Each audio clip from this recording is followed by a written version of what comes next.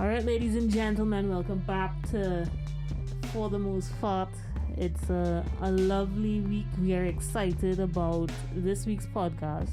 The guest this week is a legend to me anyways. Mr. Simeon Sandiford, family member, long time. I mean, I don't even know how to say it. So I will let him feed us the information just to get into the conversation, and then from there we'll just introduce the first track and we'll take the discussion as it goes. Simeon, okay. Introduce yourself, please. Hi, good morning. It's a pleasure to have you at my home, Kemi, and to share, just share information with John public. Nice. So you asked me about myself. I was born in 1948, 21st of October to be precise, which means I'm due for a birthday in a couple of weeks. Yeah. I'll be 72 on that day. Wow. So I've had some experience. I was born in the Jackman's residence, 10 Schuler Street, East Dry River, next to Rosehill RC School. Right. My mother, Alice, was the eldest of 6.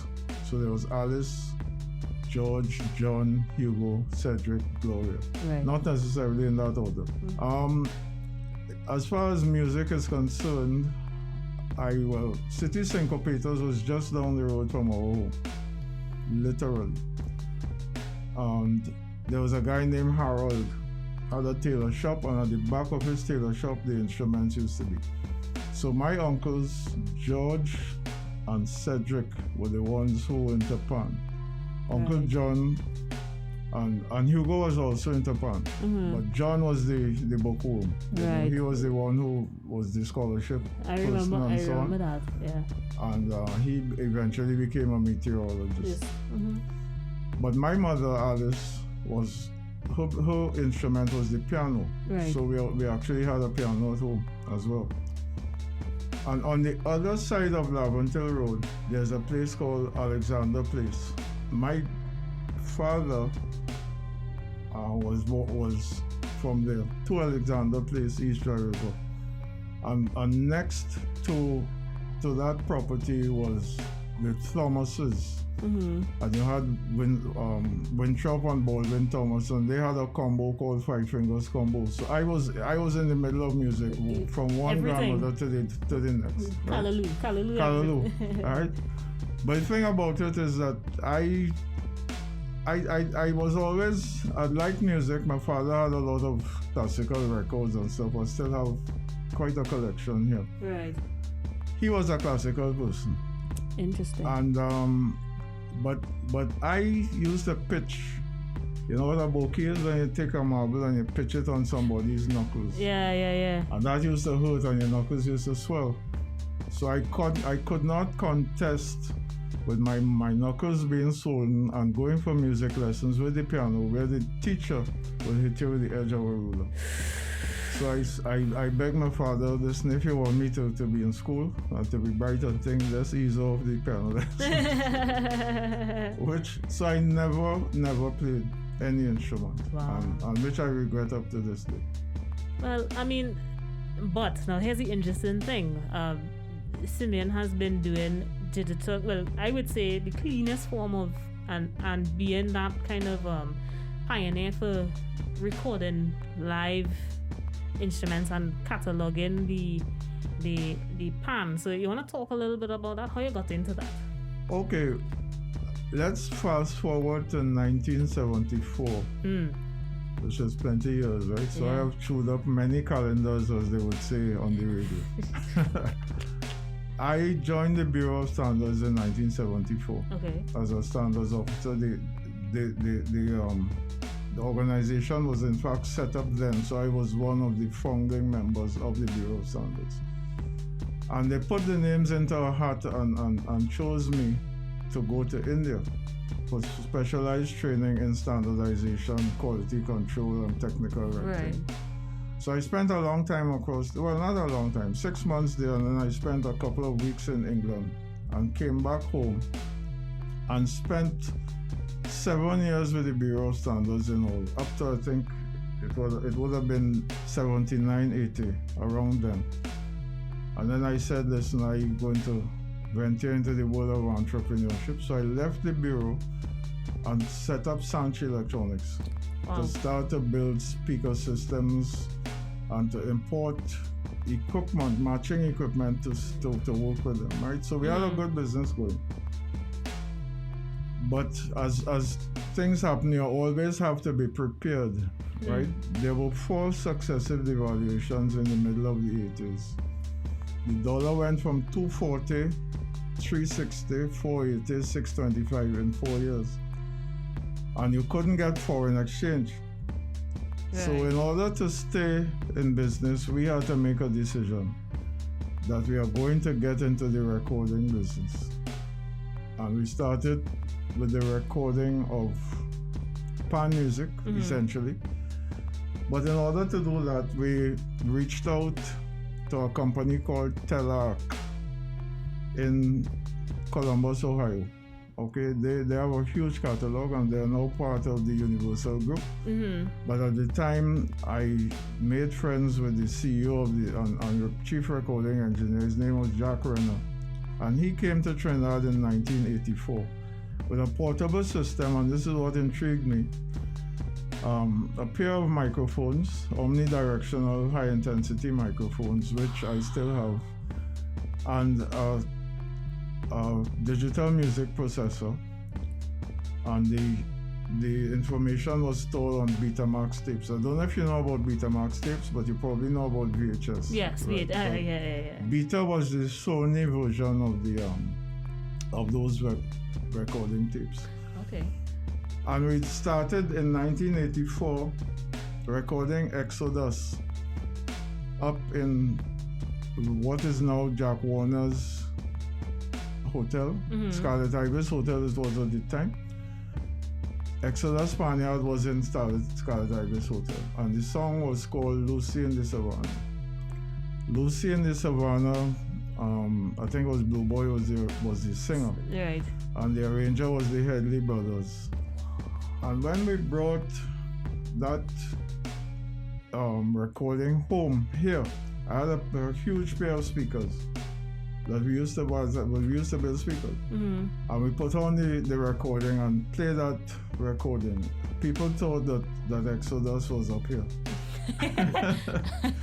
So that gave us, a lot of impetus, wanting to move forward. But then it took another 2 years before I actually ventured into doing recordings. Oh, wow. Commercially. And this started with phase 2 in 1986 with a CD called Pan Rising that was recorded in the yard long after Carnival, with all of Boogsy's songs. Right. So that may have been around July, followed close to October, November, I believe, was a recording with Trinidad All-Stars called Nostalgia, which we recorded in the Central Bank Auditorium. Nice. So those 2 cassettes were the prelude to what we call the Panyard series. Okay. So, and the Panyard series started in 1987, right? Just, Carnival 87. We decided, well, we have this equipment, why not, put it to the test? To good use, yeah. So we got in touch with Renegades through a guy called Patrick Hamilton, who was the PRO at the time, and Holik Rajkumar, who Holik is still around with a consulting firm. And we went into Renegades Panyard and recorded Pan in A minor. Alright, so Pan in A minor was the first recording of panorama music that we did. Right. And so while the news spreads, from Pan in A minor, we went to phase 2. We did Feeling Nice, because they won that year actually with the tune. We went, so Jit Samaru was the arranger for Renegade. So through him we got Jerizim Angel Harps and Cordettes, right?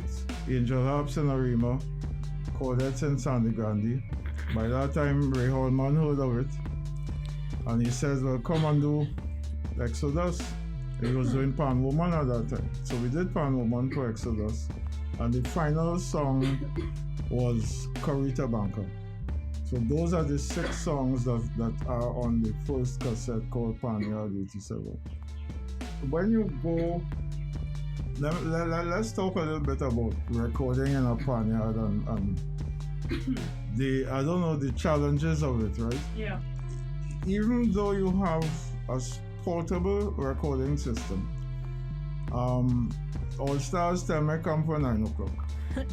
So I literally go on an All Stars Panyard for 9 o'clock. Of course, the All Stars. They're gonna start 9 o'clock. And in those days, they only had from where the parlor is to Duke Street. Right? So I find myself, I park my station wagon there, me and a partner. And I see pan racks pulling, and next thing you know, we surrounded by a whole steel band. So we're in the middle of All Stars, literally.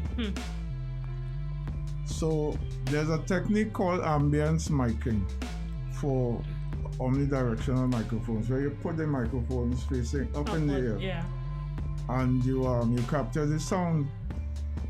Well, I mean, tape was not a problem, right? Yeah. Microphones don't get tired. So I am prepared now to spend the night because I have no choice. So they started eventually, and All Stars is a band don't like people to hear what they are playing until in the morning when everybody goes home. Yeah. So they will play bits and pieces and fine-tuning the arrangement and stuff. But of course, all of this data is being captured on my system because I ain't turning off the microphones. The most I will do is every 3 hours. In fact, I had three tapes of that recording because the Betamax tapes used to run for 3 hours. So I set them for 3 hours. L750, I think, was the length. And so watching the rehearsal and thing and how it going. My partner dropped asleep in the car. But I curious, right? Because remember, as I said, I grew up in Pan. Yeah. But I was never as far down as All Stars. I was always up in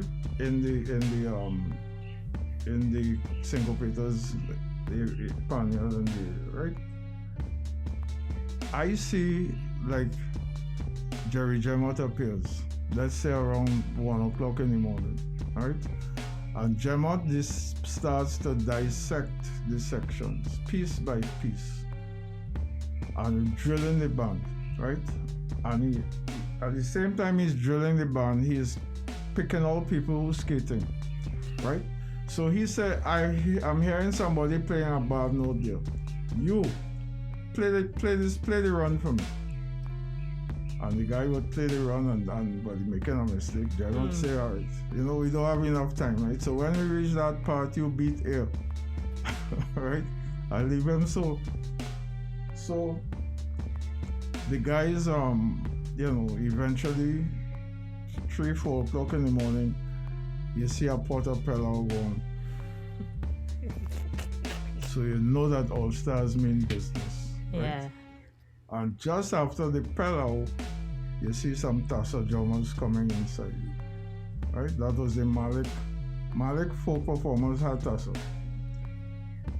And Smooth Edwards proceeds to integrate the last chorus of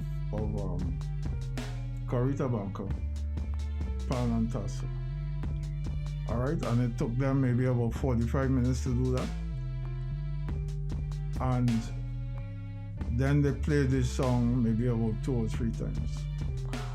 But that was really, I spent the time talking about it because that is really where, when I came home and listened to all this music that they're putting down, in between, you get passages that could actually be used as a whole music file. So that last chorus of Corita Banca, slow, is in fact where the whole idea of Pan, recording Pan slow, came to me. Right? Okay. People think it is it is Woman on the Boss, but it's not Woman on the Boss. Right. But it's the same old stars, but it was Carita Banco.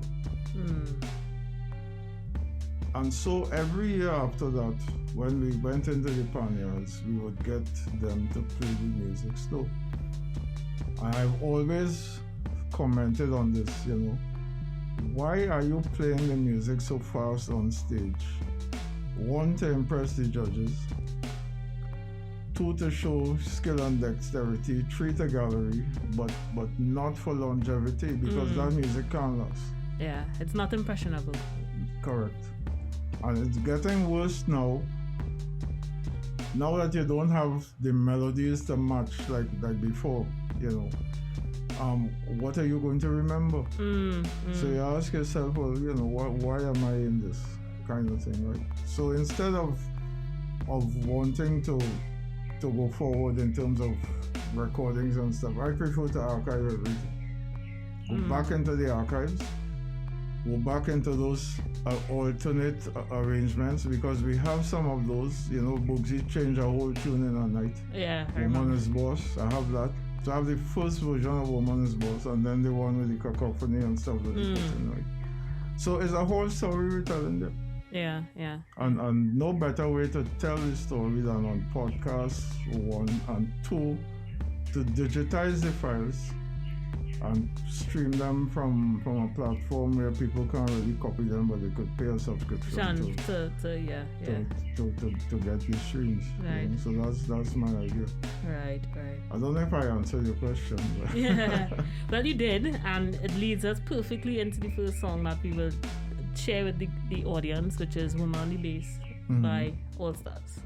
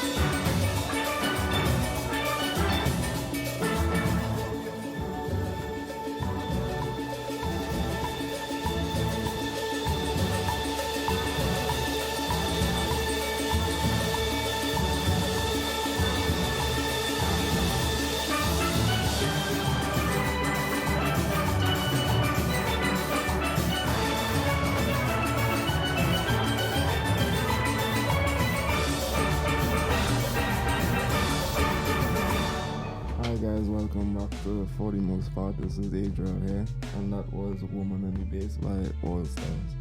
So I have a couple questions, right? Mm-hmm. Do you think that sound quality got better or worse since then? When you say sound quality, what do you mean? In recording. In recording, Yeah. I think that we have not paid. Are you talking about in Trinidad though? Yeah, Trinidad. We have not paid sufficient attention to the quality of the final product. Mm-hmm. All right, and this could be for several reasons. One is you spend your money, you go into a studio to make a recording, and before you even release it, it's being pirated at the side of the road. Mm-hmm. So that is not fair to the artist at all. Right? So instead of looking to go for quality, you go for something that for brevity then. Mm-hmm. You know, you have it for the carnival season and that's it. And see how many hits you could get with it. Mm-hmm. But remember now we're going into the digital era, and there are avenues for marketing and exposing your music that weren't there before. So the best thing to do is to take your time Mm-hmm. and create something that would last forever, right? So you're looking at a good melody with lyrics, harmony, Mm-hmm. and rhythm, right? And you try to do your best in terms of recording the quality of the stuff. But what I find with the local recording studios is that it's like every knob should push straight All up the way up. or all the way across, right? Every effect should be The loudest. one, you know, and they use a lot of compression. Mm-hmm. And what I could tell you is that audiophile engineers don't do that. They go for something called less is more. Mm-hmm. Okay, and the experience I have had, I mean, they do mixing, they do real-time mixing too. Sometimes they just like I record panorama tunes, they will record a live concert or a jazz event. Okay, so they have good ears and they have good equipment. Mm. And they have first-class studios. The only studio, well, we had a couple studios in the old days, good studios, right?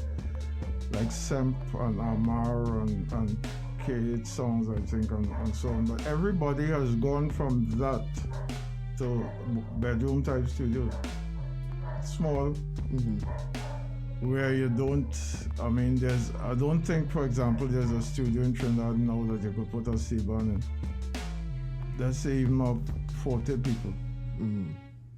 Okay, except maybe Queen's Hall as a space for recording. Mm-hmm. Or the Central Bank, well, the Central Bank for auditorium was smaller, Mm-hmm. but now Napa. Okay. Because talking about Napa, I was very enthralled with a performance I went to see there a couple of months ago with All Stars, directed by this young, but she had this show with All Stars, and it was so well put together Mm-hmm. that it started, let's say 6 o'clock exactly. Yeah. They had the national anthem and then the whole show. But what I was impressed with is how well that you could hear the different sections in the steel band, Mm-hmm. right? Because the space is huge, and it's all sound, it's treated, you know, and so you don't get any muddiness of the sound or anything like that. And I mean, it was brilliant. Right. Mhm. Right. It was brilliant. Do you think, to say the outside of Trinidad, right? Do you Uh-huh. think they notice the difference in our sound quality? Do you think it hampers us getting out there, or you think the rest of the world doesn't notice? And Well, first to begin, the rest of the world is huge, and we are minuscule All right. So if we are trying to get out there, we have to make an impression one way or the other. Otherwise, you'll be en passant. Nobody will you won't hit mainstream. That's the whole point. So don't worry about what the world is thinking. You set your own goals. Yeah. And you when you do a project, do it to the best of your ability and put it out there. Like for example, what we're trying to do now with some of Kemi's stuff. All right, and I was making a point to her today that the recording the guitar and voice is a simple project, and you shouldn't go for effects and stuff like that. You just do it naturally. Yeah.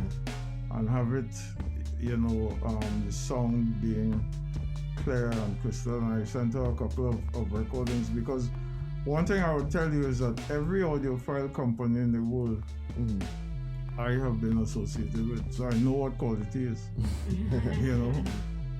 I mean, there's a recording that I listened to over and over again with Frank Sinatra and Luther Vandross. The duets? Yeah. Well, I have it all archived, right? But Frank Sinatra is a man, he used to record in real time with real musicians in a real space.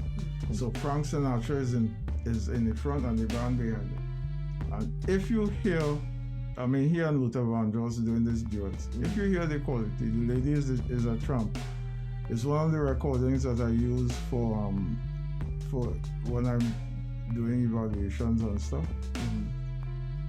That is phenomenal. Wow. And if you get a break, that's what we need here.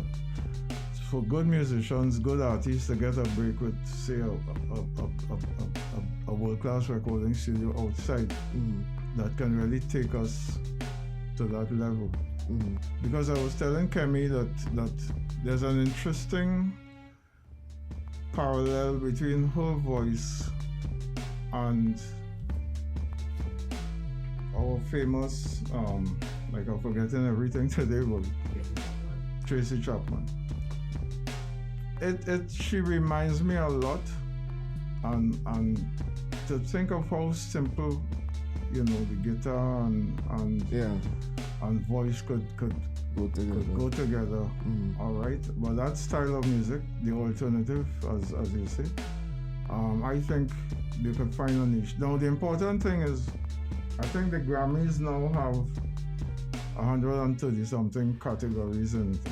Wow. So you have to decide where you're going to fit through. Okay, in our days of recording and stuff, I used to work with a company called Delos International. And they did, I think, 15 or 16 CDs of my recordings, and they have it on their label. And it's all digitized and ready to go when we have our own Caribbean platform, which I'll talk about a little later. That this music could be streamed from. And so you need a fairy godfather or godmother, right? That is one way to get out there, but you have to have something to show this godfather or godmother that would make them interested. I think Marshall Montano could be the closest. I think we're sticking to Trinidad now, right? We're not Caribbean. He could be about one of the closest persons we have in getting into the mainstream, and still it's difficult because what we think of mainstream is just a couple million people. I mean, listen, CARICOM have 6 million people. But if you add the rest of the Caribbean, the Spanish and French and Dutch speaking Caribbean, you're up to about 15 million. You go into the diaspora, you reach about 40 million. That's peanuts compared to the world. You're going to Latin America. All right, I have a song by Lamos recorded by the same Exodus with a little video on it. 690 million people in Latin America. So you have to find a way, because they know the song already, and they enter the rhythm already. All right. So half the work is done. So the third step there is to get that song onto the medium that everybody into now, which is a smartphone. So you do something like that, or you do a chutney, for example, with a group like the Samaru Jets that is well known. Yeah. And you put that in India. And you get people like Pollard and Bravo and they to promote that through the cricket. They have millions of followers. Genius. These are the things that we're thinking about in terms of the future. Right? But what you're doing, it has to be good. Yeah. Because you are competing with everybody else. But you have the novelty, and the pan is the novelty instrument going outside. I am a member of the Steel Pan Tuners Guild of Trinidad and Tobago. Not that I'm a member, a tuner, right? But I'm like a consultant to them. And right now they are trying to find ways of exporting the instruments. All right? Right into North America, where there's a market. China, you could imagine China, Japan, South Korea. These are huge markets. Yeah. So again, we have a song called Chilgapsan, Chilgapsan, which is the national folk song of South Korea. We have Johan Popwell's little group playing that song, and it's a very soothing arrangement. Yeah. You know, it's a song about ancestry in Korea, and every Korean knows it. So again, I tested it once with some Samsung people who were down here, and you know, they always like to play, they can't talk English, right? When the music started to play, everybody turned around. And first say I play saxophone, next one say I know a little bit about pan. That is the kind of thing you want, right? And you want that music to get into the educational market. You know? So I mean, I could talk a bit about the acoustic music scene, right? Not the mix downs and the soca and thing, right? That to me is a challenge that I prefer not to be a part of, right? You know, I pick my niche. Yeah. Acoustic music, choirs, old time calypso, pan jazz, things like that, and settle for that. You know. So we have a huge repository of stuff. It's just to see how it gets out there, right? And a lot of music that will last forever. The years between 80, let's say the mid 80s to the mid 90s, were some very, very, very serious years for pan in Trinidad. In terms of the Sea Kitchener was still alive. Like, And then you had the Foster and thing. You always have people like Ray Holman and Bugsy and then composing their own stuff. But that era that we've lost now, we need serious composers. Joker Divine is still alive. I spoke to him up there yesterday, as a matter of fact. Okay. He and I used to be on Court's board once upon a time together in the 90s, 93, 94. He has written a lot of very good calypsos, you know, very good melodies. And he keeps lamenting the fact too that we can't remember these things that people, you know, compose. You know, and composing now is like going on a computer and doing this and fiddling, right? I mean, it's not the same. You know, you have to have the skill. You have to be a musician first, and then you compose your music. So, what do you think? You think is anything that could bring that back at this point, or you think it's too far gone into bring back what? Into that same composing area that you're talking about? Okay. That. Right. Well, I see that we have Well, basically, all the tertiary educational institutions in Trinidad are into music. Up in Maracas, the SDA people up there. You have UTT, you have UWI, you have I think Costat is now part of UWI. I think. Okay, I didn't know. I think so. You should check it out. So you have some very good programs going on there, and people should get into composing and get into writing music for our local instruments. But do you think, even the programs that they are available, do you think that's the route people want to go these days? Well, you have a choice. If you want to get out there, you have to have quality stuff. All right, that doesn't mean that you don't use computers and programs and stuff. It means that fundamentally whatever you have could last the test of time, and that's what intrigued me about Kemi's creations. You know, because you could see substance in her lyrics. Yeah. Right? People normally say "hold my hand." She says "hold my heart." That's a deep statement. You know, I mean, not because I'm talking completely objective, unbiased. You know, and you don't have to believe what I say. I mean, I shared some of her stuff with Von Martin, who is 53 years now, living in Washington D.C., and he has a program, and he wants to have her on the program on the 3rd of October, just because of what he heard her produce. You know, and he says he's going to do his best to help her get into that North American diaspora. Yeah. You know? And there's another lady, her name is Debbie Lara. She is actually related to Lord Larrow. You know Lord Larrow? He lives in Jamaica. He's still alive. He's also like a descendant of the Larrow brothers. Okay. Oh, okay. You see, one of the things you all have to do is to be okura, up to date with your music history. And that Steel Pan History and Development program that Janine Remy is teaching is a very, very good program.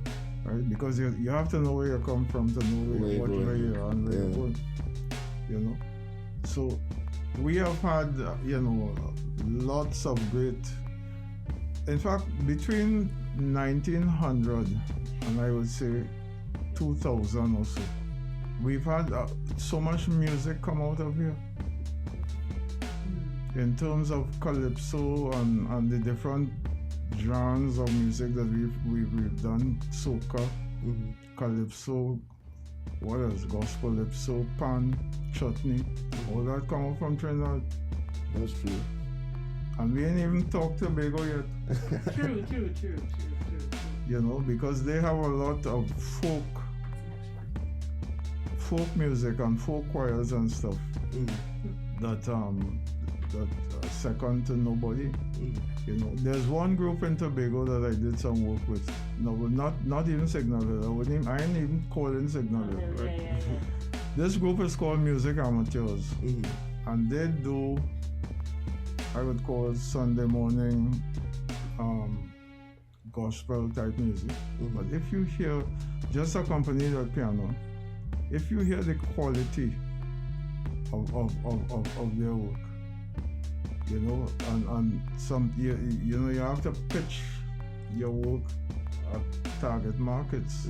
So you could see people like in nursing homes or hospitals also convalescing, right? Just tuning into stuff like this. And as we say, this smartphone thing is here to stay. So if you next thing you know, you see so many 100,000 hits, right? Because you found a niche. So you've got to find a niche. Okay. Alright guys, the next track is Madame Blonde.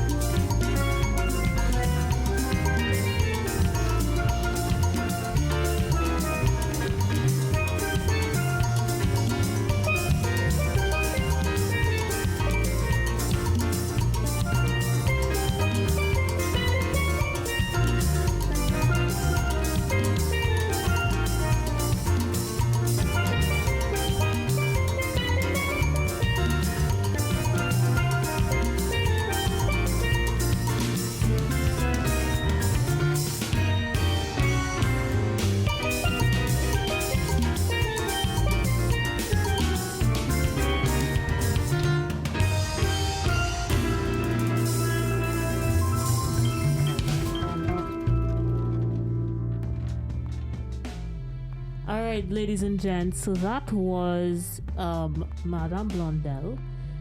So, Mr. Sandiford, or rather Simeon, I have one last and final big question. Well, maybe it's a two-part question. Do you think more and more of Trinidad's newer, in quotes, music producers are getting to be less versed in music? Meaning, like, they don't have a technical musical background. And what advice would you give them moving forward in order to attain that, if they want to really hit that international level? I mean, we could even talk as low as Trinidad if we want to say. What are your thoughts on that? I think that if you want to be a music producer, you want to become the best music producer. And therefore, you need to immediately, one of your goals must be to find somebody, some studio or some person that you can apprentice yourself to. Right. And go and do a short stint with them. That will help. The hands-on, this is a hands-on industry. Right. So if you can go, like for example, Telarc is still doing a lot of recordings and stuff. Reference recordings, Delos, all of these are Concord Jazz. These are labels that exist out there.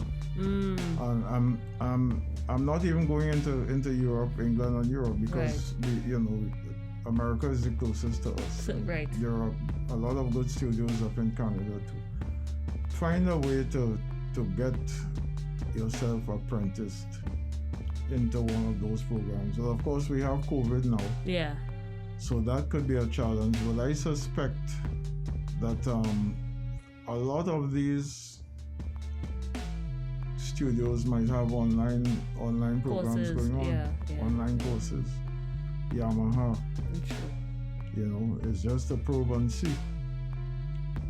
But certainly getting that interface with the external world and seeing the kinds of equipment that they use, right? When talking about hardware, these studios and these producers, the equipment they have to work with, several different types of microphones for the voice, for the guitar, for the board pans, and mixing board, and all is now digitized. When I was at Queen's Hall, I spent some time at Queen's Hall as a director. We bought a system partially from Maya Sound and partially from a company in England. I can't remember the name of it now, but it is a fancy mixing board. It's all programmable. You just press a button and all the faders move. You recall. Yeah. But again, like even getting a stint as part of your musical outreach, even getting a stint into like Napa and Queen's Hall could be useful for people in the music industry to see how productions take place. Yeah. I've done a lot of recordings in Queen's Hall with the Marionettes and Lydian singers, Chantos, Immortel, groups like that. I did some pan recordings in there too. Signal Hill Choir. But Signal Hill is a smaller choir. You see, there are Marionettes and Lydians are huge choirs. And they have an orchestra to go with them that has to fit down inside the orchestra pit. Yeah. And it's always fun to see how the arrangement is set up on the rehearsals and stuff like that. I've done a lot of the rehearsals before they were so sophisticated, right? Yeah. And there is opportunity also, I think, for like UB, for example, to send on an exchange program, for example, some of their students, their graduate students, we're talking masters and PhD people now, Right. to spend some time at studios outside. That's And that actually a could good be something that you could suggest to Dr. Remy. All right, well, ladies and gents, we just want to thank Simeon Sandiford for coming on the show and giving us his time and the expertise and the knowledge. We will definitely plug all of his information, Sanch Electronix, on the website, and all the different projects that he's worked on over the years in our podcast description. So, as we say each time, like, share, comment, subscribe, share it, because this information goes a long way.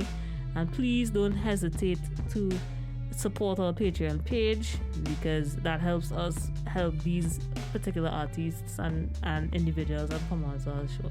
So we shall see you on the next one. Peace.